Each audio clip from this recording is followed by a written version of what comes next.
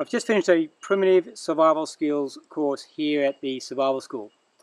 Now, during that course I used extensively this little tool. Whilst it's not a primitive tool, to make things happen in an expedient way, rather than using bone and stone the entire course, I encourage students to bring along a knife to expedite the process of doing some of the carving and whittling away work that I need to do to make things on this course. And it gave me an opportunity to test this knife. This is a knife made by a good mate of mine, Ross. Ross makes knives at the Rifleman Knives website, Facebook page.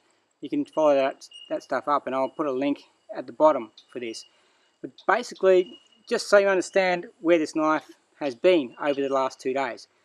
This blade has been put through the absolute mill. So first thing, let's start with the outside packaging of it in terms of the Kydex sheath that Ross builds up. This is a really compact little unit, right? So it sits very well on the body, and that's a useful thing, of course, when you're bushcrafting or you're using a survival tool in any capacity, because you want it on your body. Not too big and cumbersome that you tend to put it down.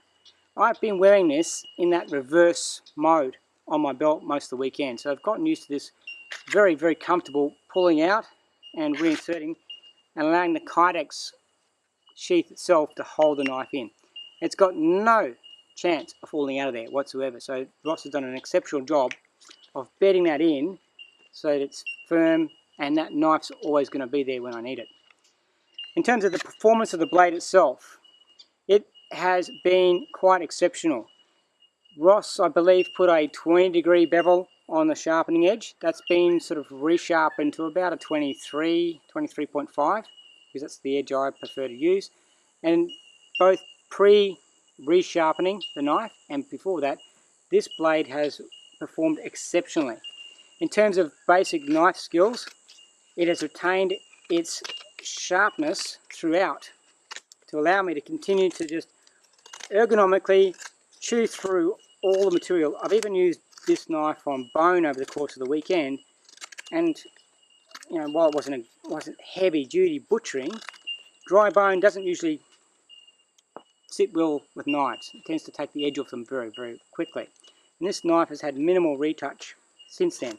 So in terms of its ability as a good fieldcraft, bushcraft knife, it's right up there. I can't really fault it in any way, shape or form.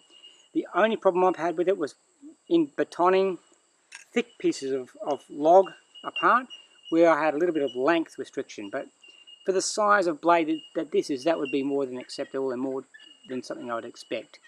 Right? The thickness of that belly of blade gives this thing a really good ergonomic feel when I'm working with it. There's no fancy stuff on the back of the blade, there's no saws and wannabe things that impact on my ability to use the back of the blade fully and functionally. So that's been a really excellent sort of design trait of this particular knife. So when I'm locking thumbs in at the back here, I'm just slicing through wood easily, and it's a pleasure to work with a tool like this. The size has been really good, and I've actually enjoyed this almost tanto shaped bevel that he's put in the blade here, because I've used that quite a few times as a chisel in this sort of direction over the course of the weekend. Making everything from primitive fish hooks to bamboo water boilers to palm frond containers, stuff like this, which requires an exceptionally sharp blade to cut through that material, have all been greatly assisted by Ross's knife. So look, if you're interested in knowing more about that, check out Ross's Facebook page, which is Rifleman Knives, and have a look at what he's making. He's making a whole range of knives.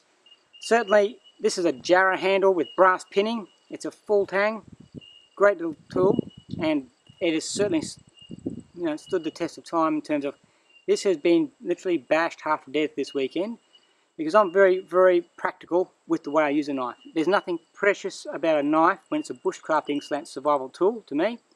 I don't do precious knives. I have put this through the mill, and this has held up well.